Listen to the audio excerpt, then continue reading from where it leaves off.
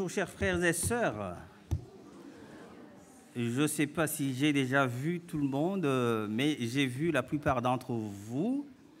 Il y en a qui viennent d'arriver ou que je n'ai pas vu depuis que je suis revenu m'asseoir.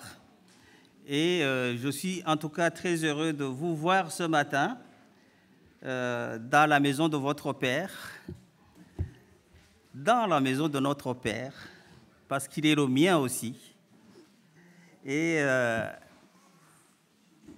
nous sommes heureux de pouvoir partager ce qui nous convient à partager aujourd'hui. Je vois des personnes que je n'avais pas vues depuis quelque temps déjà, parce qu'ils sont éloignés. C'est un plaisir de les voir ce matin. Et je remercie le Seigneur aussi qui nous permet d'avoir des gens qui nous rendent visite et qui partagent cette joie que nous avons de vivre avec notre Seigneur. Eh bien, vous savez que partager la parole de Dieu, c'est un privilège, même si nous avons tendance de dire que c'est une lourde responsabilité, mais c'est aussi un privilège. Et ce privilège me revient ce matin. Et je vous ai préparé, comment dirais-je, quelque chose qui me travaille depuis un certain temps. Je me sens dirigé vers un grand thème. Et ce thème-là, c'est le thème du grand conflit cosmique entre le bien et le mal. C'est pourquoi, sans doute, ce matin, j'ai dit à une de mes sœurs qu'elle a introduit à l'école du sabbat, ou ce que je devais pratiquement avoir comme message de prédication aujourd'hui. Donc, le grand conflit entre le bien et le mal. Et je pense qu'il est possible d'initier, dans le cadre de ce thème, une série de méditations et une série d'études bibliques. On verra pour les mettre en place. Et pour une première entrée dans ce thème, nous allons aborder aujourd'hui un thème assez controversé peut-être sur la question du péché chez le croyant. Alors, il y en a qui pensent que c'est peut-être les autres qui pêchent, mais le problème est du péché chez le croyant. Je ne dis pas celui qui pense et qui ne croit pas, parce qu'il y a des gens qui pensent et qui ne croient pas, mais chez le croyant. Et ces dernières semaines, cette question du péché chez le croyant a occupé mon esprit, je dirais, avec un peu plus d'intensité, suite à une lecture-méditation, mais aussi à une question que j'ai rencontrée à l'école du sabbat.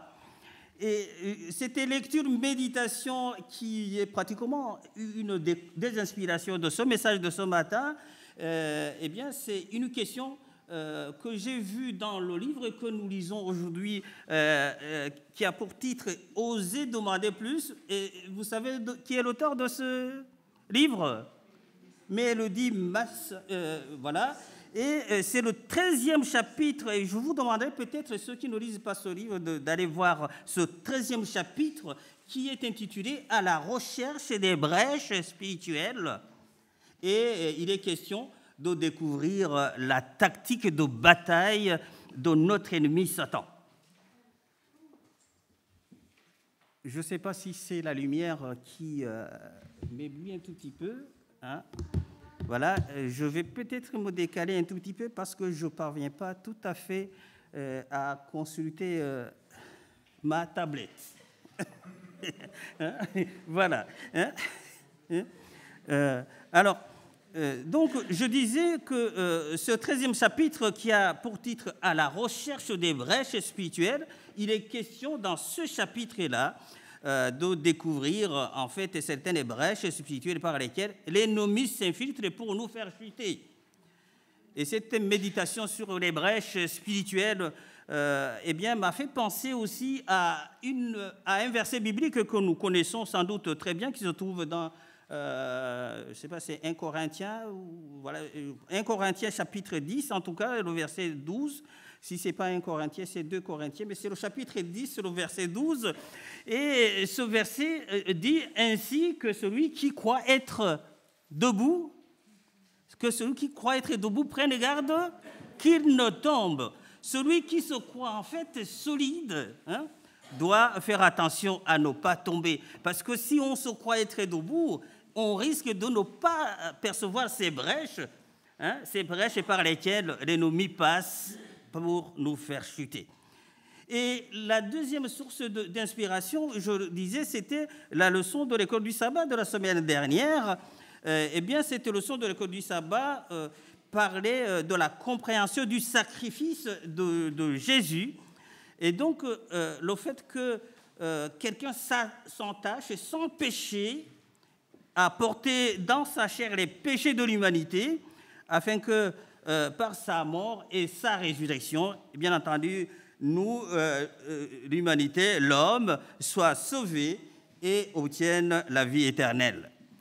Et dans cette leçon donc de la semaine dernière qu'on a partagée sabbat dernier, eh bien, on nous demandait de penser à quel point le péché doit être grave pour que seule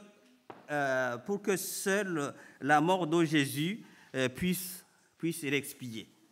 Et il y avait même une question qui allait avec cette méditation. Qu'est-ce que cela devrait nous dire sur notre attitude envers le péché? Qu'est-ce que cela devrait nous dire sur notre attitude envers le péché? Alors, voilà autant d'éléments. J'aurais pu ajouter aussi ce que nous avons vu ce matin, mais autant d'éléments qui m'ont conduit à faire cette méditation avec vous. Et donc, sur le péché chez le croyant, mais je voudrais plutôt partir d'une hypothèse plutôt positive, et c'est le titre que j'ai choisi aujourd'hui. Le titre « La victoire sur le péché est possible ». La victoire sur le péché est possible. Est-ce que vous êtes d'accord avec moi? Amen. Oui, bien entendu, la parole de Dieu nous dit que nous sommes tous pécheurs. Il faut déjà partir de cette considération, prendre conscience que nous sommes tous, d'une manière ou d'une autre, concernés par le péché. Il ne faut pas penser que c'est l'autre ou que nous sommes meilleurs que l'autre. Pour prendre conscience que nous sommes tous, d'une manière ou d'une autre, concernés par le péché. Et donc, il n'est pas question de jugement sur les autres, mais il est question plutôt d'amour, de compréhension. Parce que nous sommes tous pécheurs. Le texte biblique de Romains 3, verset 23 dit « Car tous ont péché et sont privés de la gloire de Dieu. » Et l'apôtre Jean, dans sa lettre, le 1er Jean, donc 1 Jean, chapitre 1er, à partir du verset, non, c'est seulement le verset 8, et puis il dit presque la même chose au verset 10. Donc, 1 Jean, vous aurez sans doute le temps de voir ça. Donc, 1 Jean, chapitre 1er, le verset 8 et le verset 10 qui renchérit pratiquement sur la même chose. Donc, le premier verset 8 dit « Si nous disons que nous n'avons pas de péché, nous nous séduisons nous-mêmes et la vérité n'est point en nous. » Et le verset 10 donc dit presque la même chose. « Si nous disons que nous n'avons pas péché, nous le faisons menteur et sa parole n'est point en nous. » Donc, ceci tout simplement pour que nous puissions comprendre que nous sommes tous concernés par la question du péché. Alors, si nous sommes tous concernés, il faut peut-être même aller plus loin, parce que lorsque nous lisons ce que l'apôtre Paul a dit à ce sujet, il faut même comprendre et s'en rendre compte que le péché habite le croyant. Comme Paul l'a écrit au sujet de lui-même, il a écrit ça aux Romains. Paul a dit que le péché habite. Paul disait le péché habite en moi. C'est Paul qui disait, en d'autres termes, Paul disait que le péché habite le croyant. Et Romains, c'est le chapitre 7, les versets 18 à 20. Où il est écrit, Romains 7, 18 à 20. Je ne sais pas si je vais trop vite pour que vous puissiez voir. Ça va? Romains 7, verset 18 à 20. il est dit, en effet, je sais que le bien n'habite pas en moi, c'est pour qui parle, c'est-à-dire dans ma nature propre. J'ai la volonté de faire le bien, mais je ne parviens pas à l'accomplir. En effet, je ne fais pas le bien que je veux, mais je fais au contraire le mal que je ne veux pas.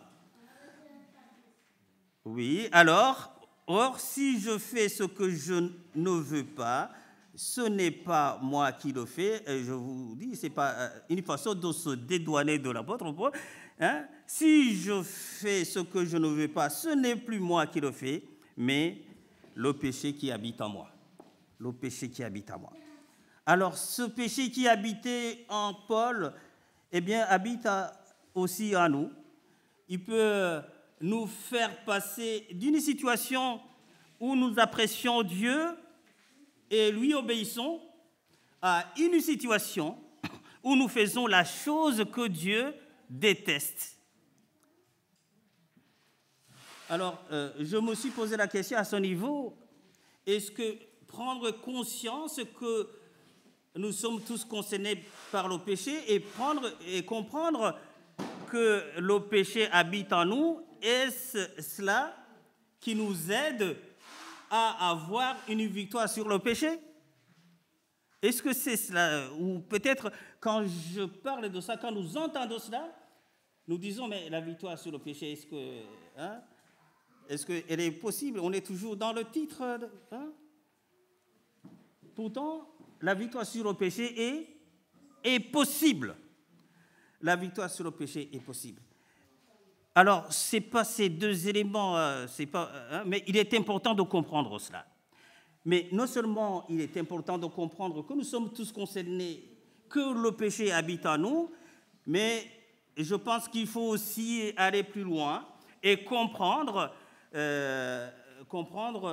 la tactique que l'ennemi utilise, pour nous faire chuter, car cette compréhension de la tactique de l'ennemi sera une avancée pour le démasquer. Alors, j'ai voulu, ça serait pratiquement vraiment une première partie de ce message, que nous puissions analyser ensemble la tactique de l'ennemi pour nous faire chuter. Et nous allons partir, j'avais donné quelques diapositives, mais je ne sais pas si on les a reçues.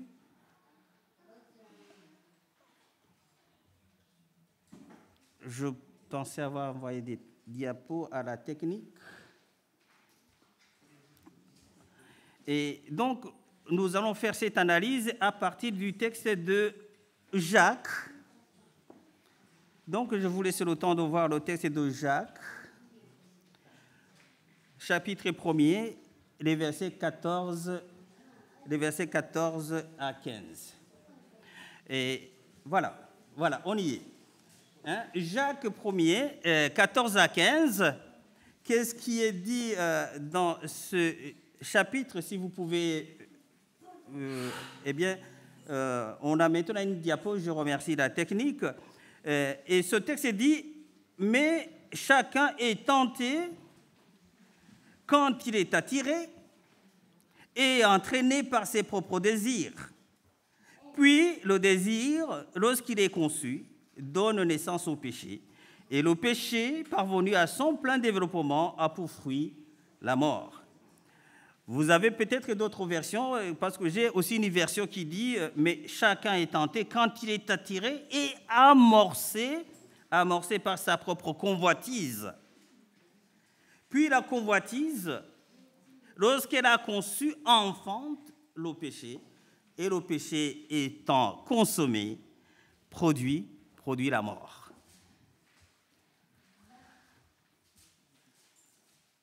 Alors, analysons cela. Chacun est tenté quand il est attiré. Alors, je me suis posé la question, comment se fait-il que moi, qui veux faire le bien, je suis attiré par ce qui n'est pas bien? Est-ce que vous pouvez comprendre comment, alors que je veux, mon intention de faire le bien, je suis attiré par quelque chose qui n'est pas bien? Oui. Alors, regardez le mot qui est juste à côté, là, distraction, la distraction. Hein? eh bien, si je veux faire le bien, mais que je ne veux pas faire le bien, c'est que l'ennemi me distrait pendant qu'il pose son piège. Et là, je vous recommande encore de retourner voir le livre de Masse sur les brèches, hein, notamment les distractions de l'ennemi font partie de ces brèches, notamment lorsqu'il nous, comment dirais-je, il nous distrait par autre chose, par exemple par les occupations mondaines, hein, eh bien, tout cela, c'est les moyens que l'ennemi...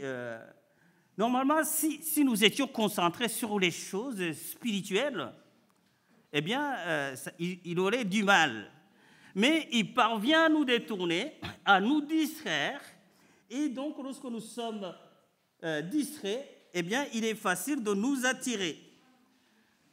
Donc, l'ennemi profite de ce moment de distraction pour installer le piège, nous distraire de nos devoirs spirituels et donc le premier objectif de l'ennemi, nous distraire. Et le deuxième élément, lorsque on est attiré et entraîné par ses propres désirs.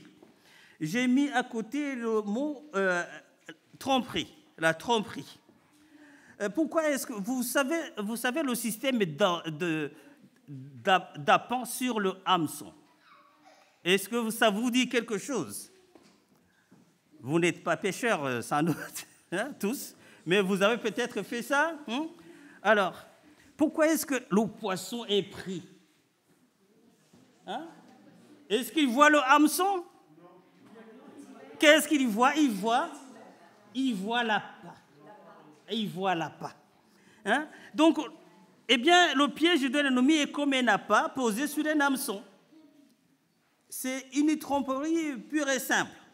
Lorsqu'on est ébloui par l'attrait, hein, ou la promesse du plaisir, eh bien, le danger, c'est-à-dire, dans ce cas précis, le hameçon, hein, le danger n'est pas perçu, il passe inaperçu, car il est recouvert de l'appât. Eh bien, l'ennemi parvient à faire cela. Il nous attire et il nous entraîne par nos propres plaisirs. Et l'étape 3, puis le désir, lorsqu'il est conçu, c'est ce que le texte disait, puis le désir lorsqu'il est conçu. Et j'ai mis à côté, en fait, c'est la décision qui est en train de se préparer, la décision de commettre le péché. Hein? Lorsqu'il est conçu, la conception du péché,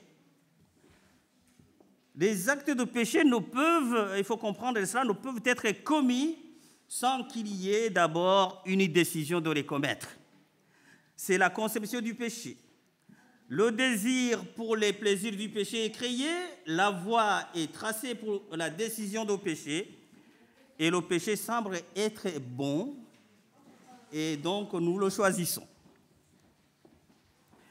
Ça, c'est l'étape 3. Et bien entendu, lorsque nous choisissons le péché, eh bien, il ne reste que passer à l'acte. Hein? Donc, ça donne naissance au péché. L'acte est proprement dit. Et souvent, hélas, c'est lorsque nous nous rendons compte de façon surprise que nous avons perdu la bataille, hein, parce que parfois nous nous rendons compte, d'ailleurs souvent, nous nous rendons compte que nous avons perdu la bataille contre le péché et que nous nous demandons, mais comment en sommes-nous arrivés là? Nous, hein, comment en suis-je arrivé là? C'est pas possible. Et là, si nous avions gardé notre esprit occupé par les choses de Dieu et veillé au péché, eh bien, nous aurions vu le danger. Alors, je voudrais vous inviter à revenir, à faire une lecture inverse de ce passage. Et je dirais, donc, j'ai péché parce que je l'ai choisi. Je l'ai choisi parce qu'il me semblait bon. Il me semblait bon parce que j'en voyais le plaisir et non le danger. J'ai vu le plaisir et non le danger parce que l'ennemi tendait le piège et j'étais distrait. Est-ce que vous comprenez la tactique de l'ennemi à travers ce passage-là? Mes amis, je voudrais vous dire que le moyen que nous avons pour éviter d'être distraits, parce que c'est le départ de tout, et de nous concentrer sur les occupations spirituelles, qui nous gardent éveillés dans notre relation avec Dieu. Et quand ce n'est pas le cas, évidemment, c'est la dernière étape, le péché parvenu à son plein développement a pour fruit la mort. La mort. Le salaire du péché, c'est la mort. Alors, fort heureusement, chers frères et sœurs, fort heureusement pour nous, il y a un remède. Il y a un remède au péché, et ce remède, est-ce que vous pouvez me dire ce que c'est ce remède au péché? Jésus. J'ai entendu Jésus. Oui, la grâce salvatrice de Jésus. Mais pourquoi est-ce que je mets ce mais là? Il faut peut-être que nous fassions attention à ce mais que je dis. Ce remède ne nous est pas offert pour que nous considérions le péché comme un animal de compagnie inoffensif que nous pouvons tenir en laisse et apprivoiser. Je ne sais pas si vous m'entendez. Non, ce n'est pas, nous ne devons pas considérer le péché comme un animal de compagnie qui est inoffensif. Non, pas du tout. Mais plutôt, il faut avoir le péché en horreur. Il faut considérer le péché en horreur. Il faut avoir le péché en horreur. Et c'est ce que Dieu nous recommande. J'ai vu quelques passages bibliques qui nous recommandent d'avoir le péché en horreur. Lorsque nous lisons dans 1 Thessaloniciens 5, verset 22, ceux qui peuvent le noter peuvent le noter, la parole de Dieu nous recommande de rejeter toute espèce de mal. Et dans Romains 12, 9, la parole nous recommande d'avoir le mal en horreur et de nous attacher plutôt au bien. Et dans Psaume 97, verset 10, le psalmiste dit que nous qui aimons l'Éternel, que nous ayons le mal en horreur. Avoir le péché en horreur, évidemment, c'est... je vais prendre juste une définition de ce que c'est avoir quelque chose en horreur. C'est le trouver répugnant, le haïr, le détester, et c'est bref, le combattre. Et là, c'est là où j'arrive sur quelque chose peut-être qui se rapporte au sujet choisi, que la victoire sur le péché est possible. Lorsque nous le combattons, eh bien, la victoire sur le péché est possible. Alors, comment faire? Comment faire? Alors, j'ai parlé du grand conflit. Quand on parle de grand conflit, c'est comme si on parlait de guerre. Il faut peut-être comprendre qu'on est en guerre contre l'ennemi et que l'ennemi utilise des armes, et ces armes sont spirituelles. Et il faut qu'aussi, dans notre combat contre l'ennemi, nous puissions aussi avoir des armes spirituelles. Et c'est là que nous renvoie avant ça, nous renvoie dans Éphésiens chapitre 6, verset 12 à verset 18.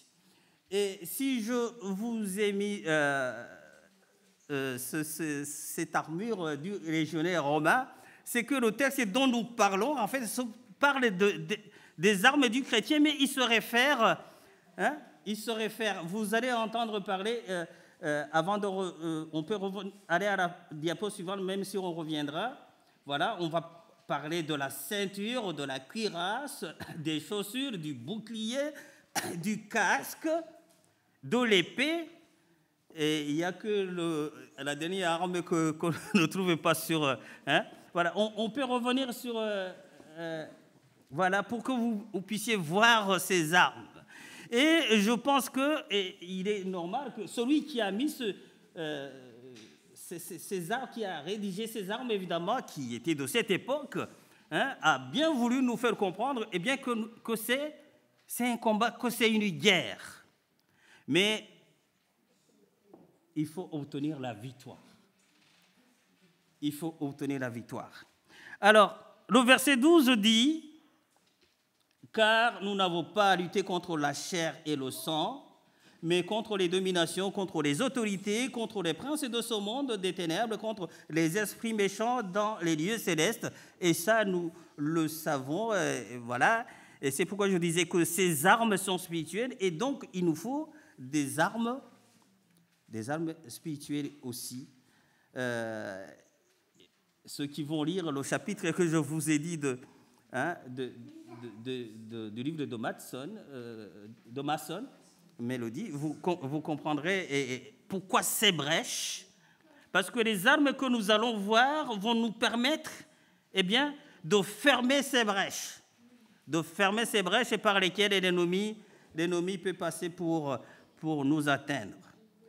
Eh bien, examinons ces différentes armes. Qu'est-ce que le texte dit? D'abord, je lis à partir du verset 13, le texte dit « Prenez toutes les armes de Dieu afin de pouvoir résister dans les mauvais jours et tenir ferme après avoir tout surmonté. » Alors là, donc, tenez donc ferme, ayez à vos reins la vérité pour ceinture, revêtez la cuirasse de la justice, mettez pour chaussure à vos pieds le zèle que donne l'évangile de paix. Prenez par-dessus tout cela le bouclier de la foi, avec lequel vous pourrez éteindre tous les traits enflammés du malin. Prenez aussi le casque du salut et l'épée de l'esprit, qui est la parole de Dieu. Et faites en tout temps, par l'esprit, toutes sortes de prières et de supplications. Et donc, parfois, nous les lisons comme ça, mais est-ce que nous savons vraiment ce que cela veut dire? La première arme, merci à la technique que nous nous affichons. Voilà. La première arme que nous avons au verset 14, la vérité pour ceinture. Est-ce que vous avez entendu parler de l'expression « se ceindre les reins » ? Oui. Et pourquoi est-ce qu'il faut se ceindre les reins? Oui? Pour avoir plus de force? Ou pour que ça ne tombe pas, parce que ça risque de tomber alors que nous sommes... oui, voilà, c'est aussi ça peut-être. Si on met... oui, la ceinture, c'est pour que ça tienne, n'est-ce pas? Oui, bien sûr, la force aussi. Alors, qu'est-ce que la ceinture, la vérité pour ceinture? Ça symbolise quoi? Le symbole de la vérité, oui, s'attacher par la vérité, c'est s'attacher par la vérité ou être attaché à la vérité, ou les deux. Alors l'ennemi, il passe par la tromperie, le mensonge. Vous ne mourrez pas. Est-ce que la mort est venue? Oui, voilà. Il passe par les tromperies. Mais la vérité, c'est quoi? Ce n'est pas être malhonnête, c'est être plutôt honnête. Honnête dans nos rapports, non seulement avec Dieu, mais aussi avec les autres. Parce que Dieu veut la vérité, que l'homme intérieur soit caractérisé par la vérité. Et l'apôtre Paul, qui nous parle de cela aussi, dit qu'il faut rejeter toute malice, toute ruse, toute dissimulation. Cela ne doit pas être... parce que si on n'est pas différent que celui que nous combattons, eh bien, il trouve des brèches par lesquelles passer. Il faut s'attacher à la vérité et être attaché à la vérité. Donc, il faut être en phase avec la vérité de la parole de Dieu.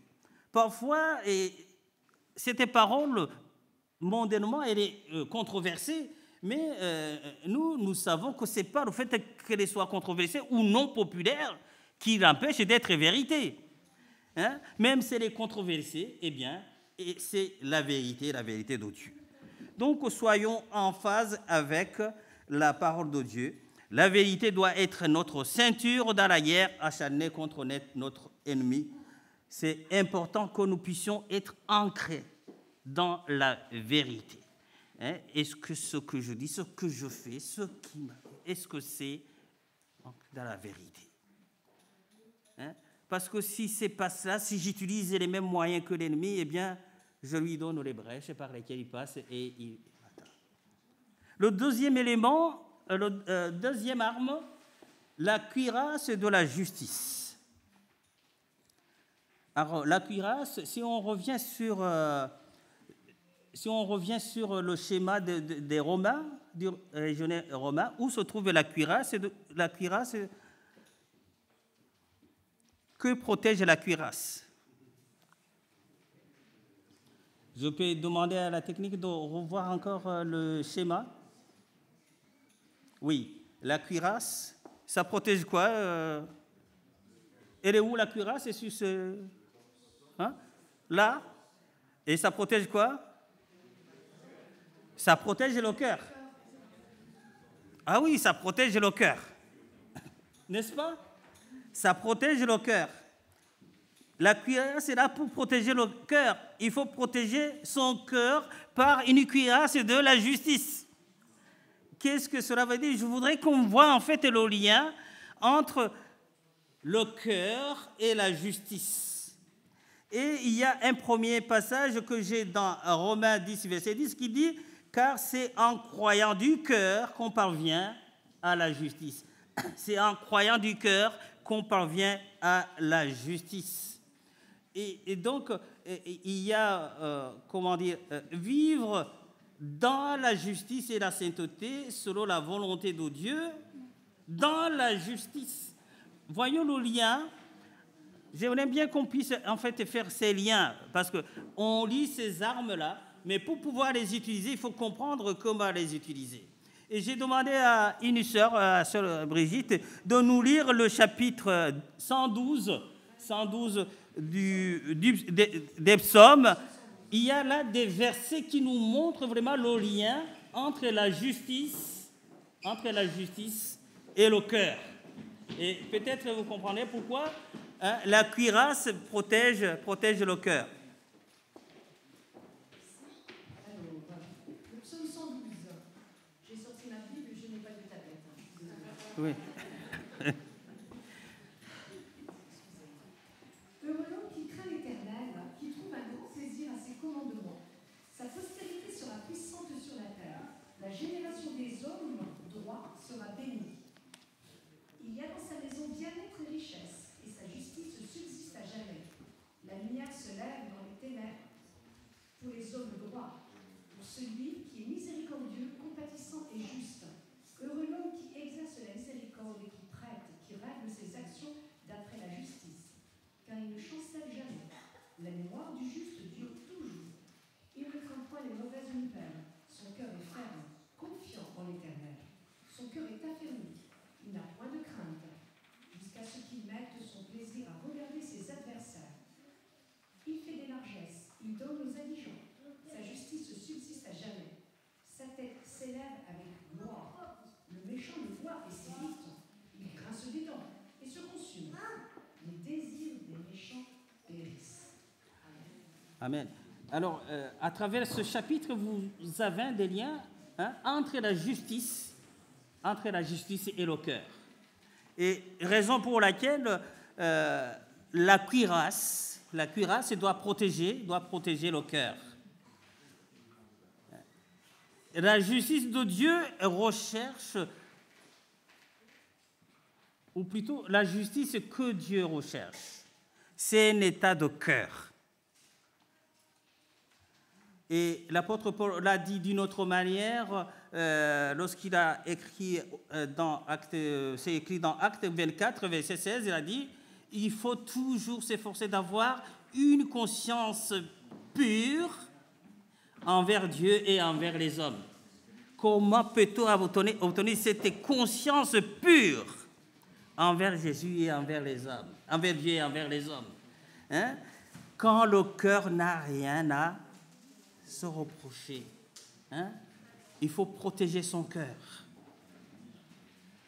Toujours s'efforcer d'avoir une conscience pure envers Dieu et envers les hommes. Cette conscience pure résulte d'une relation correcte avec Dieu et avec notre prochain. Si vous relisez le chapitre 112 des psaumes, vous voyez des actions envers les autres, des actions envers Dieu, hein, ce qui contribue à protéger notre cœur, avoir une conscience, hein, pure de la relation que nous entretenons, non seulement avec Dieu, mais aussi avec les hommes. Mais soyons modestes, chers frères et sœurs, et nous le savons bien, eh bien, nous savons que ce standard de la justice, nous ne pouvons pas l'atteindre nous-mêmes. Et l'apôtre Paul, qui a écrit beaucoup sur cette question aussi, nous a dit que cette cuirasse de la justice, et je réutilise le mot cuirasse de la justice, ne s'obtient que par la foi en Christ, la justice qui vient de Dieu par la foi.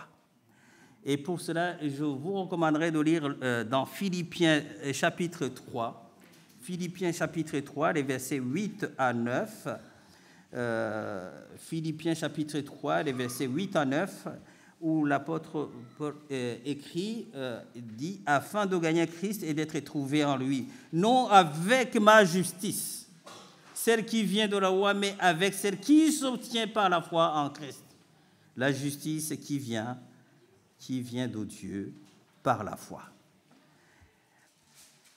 Se remettre à celui qui peut nous donner cette justice, à celui qui peut nous justifier. Et le troisième arme, les chaussures d'Israël que donne l'évangile de paix. Et notre frère Diogène, hein, qui va sur la place et ailleurs, comment est-il chaussé? Comment est-il chaussé?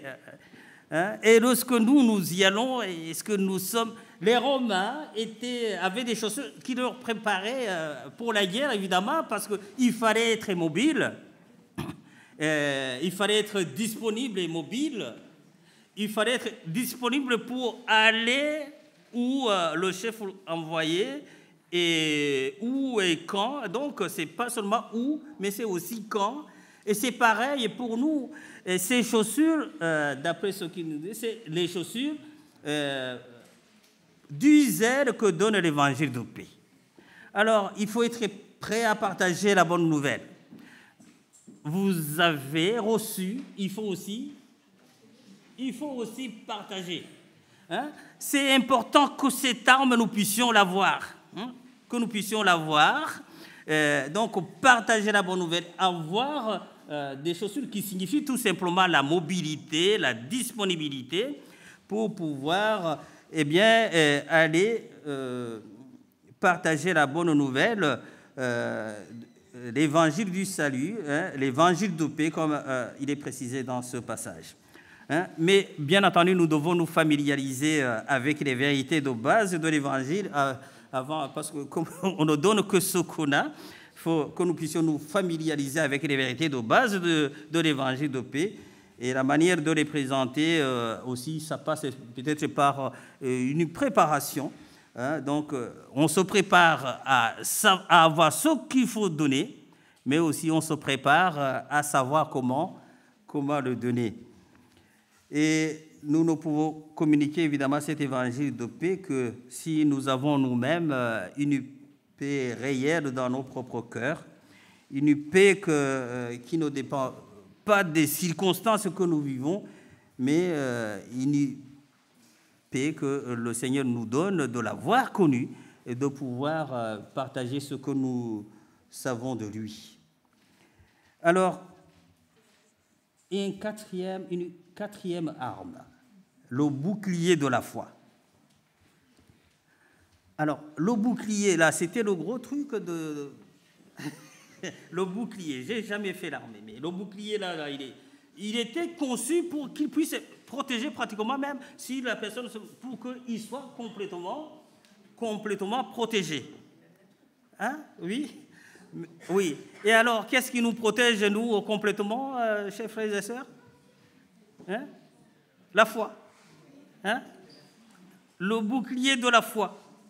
La foi est nécessaire pour se défendre contre les attaques spirituelles de l'ennemi. Une foi qui doit être ferme, une foi en Dieu, qui permet de résister aux doutes et aux tentations. Et pour nous chrétiens, recourir à ce bouclier de la foi, c'est par exemple nous replier dans un endroit entièrement protégé par les promesses de Dieu. Hein? Les promesses de Dieu. Je sais que tu as dit que tu feras ça pour moi. Je crois que tu peux le faire. Se replier dans un endroit protégé entièrement par les promesses de Dieu. Je dis entièrement parce que le bouclier est là pour protéger pratiquement toute la personne. Je suis convaincu que le bouclier de la foi, utilisé avec vigilance et efficacité, il pourra arrêter les flèches donc, de l'ennemi. Non seulement il pourra les arrêter, mais aussi il pourra éteindre les flammes et les neutraliser. Et la cinquième arme, le casque du salut. Alors vous entendez souvent cette question, est-ce que je suis sauvé? Et avoir l'assurance du salut, c'est important. Pourquoi est-ce qu'il est important d'avoir l'assurance du salut? Hein? Il est important de dire à l'ennemi qu'il ne vous aura pas, tu ne mourras pas. Tu ne mourras pas. Pourquoi est-ce que tu ne mourras pas? Parce que je suis sauvé. Je suis enfant de Dieu. Celui qui a le Fils, il a la vie éternelle. Celui qui n'a pas le Fils n'a pas la vie. Mais celui qui a le Fils a la vie. Et d'ailleurs, dans Actes, nous avons ce passage très clair qui dit qu'il n'y a de salut en personne d'autre, c'est en Jésus-Christ. Et dans Jean 1, verset 12, il est écrit « À tous ceux qui l'ont reçu, il a donné le pouvoir de devenir enfants de Dieu. » Et Romains 8, 16 dit « L'Esprit lui-même rend témoignage à notre esprit que nous sommes enfants de Dieu. » Avoir l'assurance qu'on est sauvé. Voilà ce casque du salut. Hein, ces éléments de casque du salut, vous pouvez les avoir non seulement dans Éphésiens, mais vous les aurez aussi dans 1 Thessaloniciens chapitre 5. Hein, l'apôtre Paul répète presque des choses semblables. Et la sixième arme, je vais essayer d'aller vite parce que le temps passe. La sixième arme, c'est l'épée de l'esprit, qui correspond à quoi? À la parole de Dieu. Alors, je ne sais pas si je dois le dire, parce que vous le savez tous sans doute, la Bible est une arme puissante pour combattre le mal. Alors, la Bible, ce n'est pas évidemment ce livre que nous déposons au chevet ou à l'étagère. Non, hein, c'est celui que nous lisons, que nous retenons des choses importantes, qui sont des armes pour nous défendre. Et Jésus lui-même l'a utilisé contre l'ennemi. Hein. Vous voyez, lorsqu'il était tenté, à combien de reprises il a dit, il est écrit, hein? Nous devons savoir ce que la Bible nous donne comme instrument pour nous défendre. Voilà, il est écrit. Hein? Là, j'ai dit tout à l'heure, tu ne mourras pas. Je sais comme Jésus a dit, mais écoute, hein, tu me proposes, mais tu ne peux pas m'avoir parce qu'il est écrit. Hein? Il est écrit. Jésus l'a utilisé à plusieurs reprises. Donc, la parole de Dieu est dite, articulée, parlée. pas celle que nous... Voilà. C'est quand nous mettons les versets dans notre bouche et que nous les proclamons avec hardiesse qu'elle devient l'épée aiguisée à double tranchant. Et remarquez évidemment aussi que c'est l'épée du Saint-Esprit. Du Saint-Esprit. Nous pouvons mettre la parole de Dieu dans nos bouches, mais elle ne produira pas d'effet, elle ne produira l'effet que lorsque c'est le Saint-Esprit qui manie cette épée-là. Jésus donne donc le modèle parfait de la façon d'utiliser cette épée. Et comme je le disais, à 3 reprises, il l'a utilisé lorsqu'il était confronté à notre ennemi. Et il a vaincu, sa victoire aussi, c'est aussi la nôtre. Parlons maintenant de la dernière arme. Toutes sortes de prières. Et là-dedans, vous avez donc les supplications, les prières d'intercession, l'actions de grâce. Voilà, il y a toute une série de prières qu'on nous demande de faire. Et je soulignerai tout simplement un aspect important concernant la prière. Et on nous appelle à prier, et je ne vais pas décréter enfin une fois que nous puissions, vraiment, il est important que nous puissions avoir des temps de prière individuellement, mais aussi collectivement, pour arrêter de se parler de l'importance de la prière individuelle, mais aussi de la prière collective. Et il y a quelques mois, un pasteur qui était venu ici, vous avez parlé d'une prière sérieuse. Ce n'est pas celle-là qui dure 2, 3, 4, 5 minutes, mais elle devrait durer autour d'une demi-heure au moins, individuelle. Voilà. Mais prier, c'est important d'avoir une vie de prière. Et quelqu'un a qualifié cette arme comme étant une missile balistique intercontinentale. La prière. Missile balistique intercontinentale. Pourquoi ? Vous l'envoyez partout et elle y va, la prière. Vous priez pour quelqu'un qui est, je ne sais pas dans quel continent, vous priez. En tout cas, partout où vous l'envoyez, peu importe la distance, cet missile balistique va arriver. Eh bien, prions les amis pour pouvoir lutter et vaincre notre ennemi. Je suis vers la conclusion. Je dis, ne laissons pas l'ennemi nous priver de nos armes. Ne laissons pas l'ennemi, ne donnons pas les brèches à l'ennemi par lesquelles il peut passer. Ne laissons pas nous déposséder de la Bible, de la parole de Dieu, mais prenons-en le contrôle. Affermissons notre foi. Continuez de prêcher la parole. Mettons nos chaussures et allons à la place. Ce matin, notre cher responsable de l'évangélisation disait qu'il n'a que 2 candidats. Il faut que ce groupe puisse être étoffé pour aller distribuer les livres à la place. Ne cessons pas de prier. Alors, quand nous aurons la possibilité de faire des applications, notamment en études bibliques, il y a des choses que je pourrais vous présenter, par exemple. Et là, c'est une suggestion que je vous fais à la fin, parce que moi, je ne donne pas de défi. Mais, voyez-vous, je vous prie, par exemple, de considérer 2 personnages.